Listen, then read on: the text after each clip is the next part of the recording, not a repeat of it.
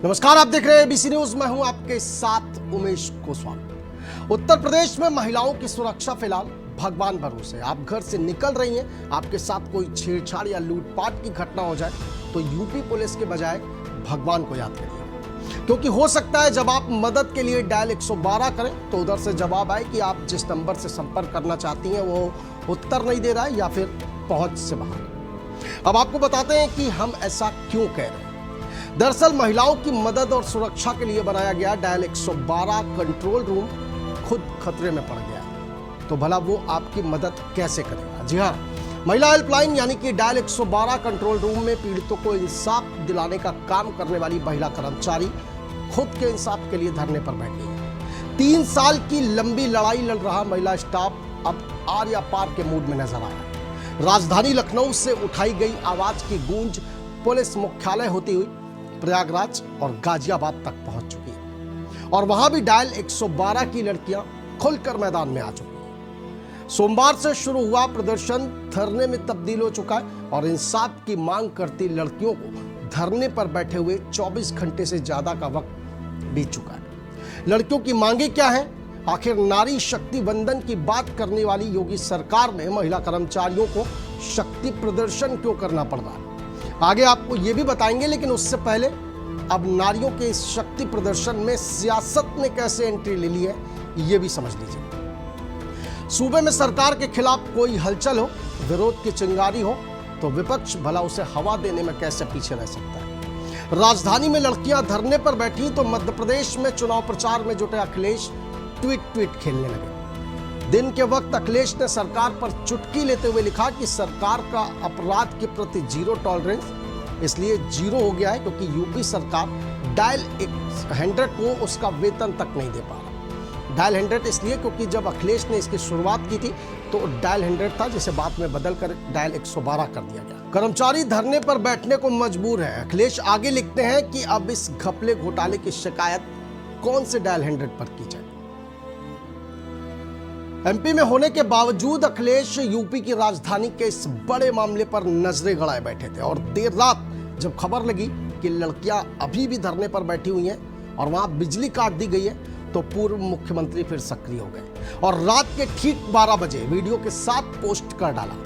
दूसरे ट्वीट में अखिलेश और ज्यादा आक्रामक नजर आए और वीडियो के जरिए सरकार के नारी वंदन वाले बयानों पर सवाल खड़े कर दिए।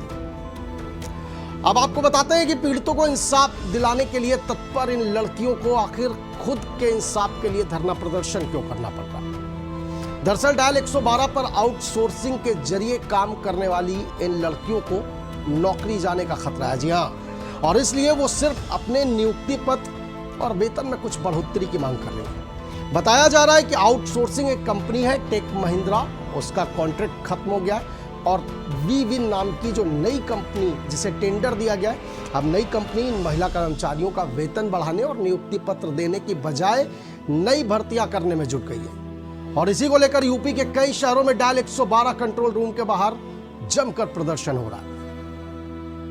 अब आपको 2 अलग अलग तस्वीरें दिखाते हैं जिसके बाद शायद आप खुद भी सरकार और पुलिस के नारी वंदन वाले बयानों को खोखला बताएंगे।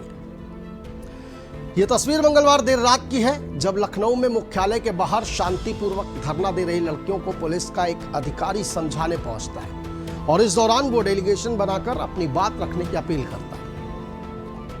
लेकिन लड़कियों के इनकार करने पर अधिकारी के तेवर भी दिखाई देते हैं साहब, जो इस बात की तस्दीक करते हैं कि अगली सुबह नारी वंदन का दम भरने वाली योगी सरकार की पुलिस नारी शक्ति को कुचलने के लिए क्या कुछ नहीं कर सकती।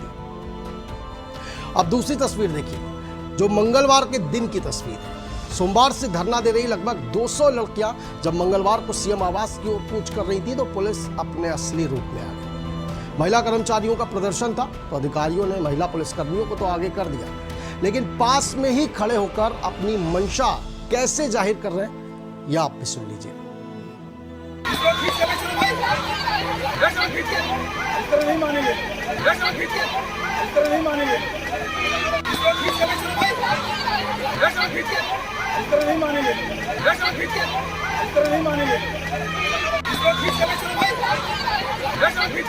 नहीं मानेंगे, नहीं मानेंगे। कुछ ठीक कह रहे हैं इंस्पेक्टर साहब, ऐसे नहीं मानेंगे ये लोग।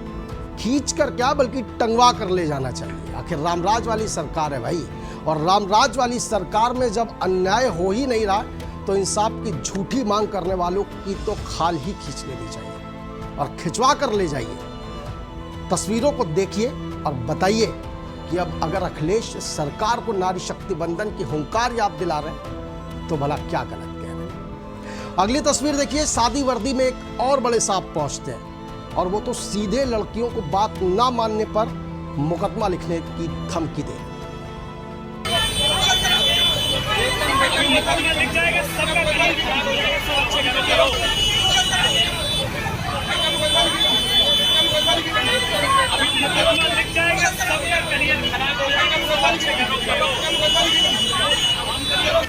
सर मैं तो कह रहा हूं चूकिए मत, लिखवा ही दीजिए मुकदमा, और वो भी सीधे देशद्रोह का लिखवाइए, क्योंकि रामराज वाली सरकार के खिलाफ न्याय की आवाज उठाना कोई छोटा मोटा जुर्म नहीं होता है और इनकी जगह काल कोठरी में ही होनी चाहिए, क्योंकि ये नासमझ लड़कियां सिर्फ इतनी बात पर सरकार पर सवाल उठा रही कि उनकी नौकरी खतरे में और 5 साल से वेतन नहीं बढ़ा। मात्र इतनी छोटी सी बात के लिए सरकार पर सवाल उठाना गुनाह है और इसकी सजा मिलनी चाहिए।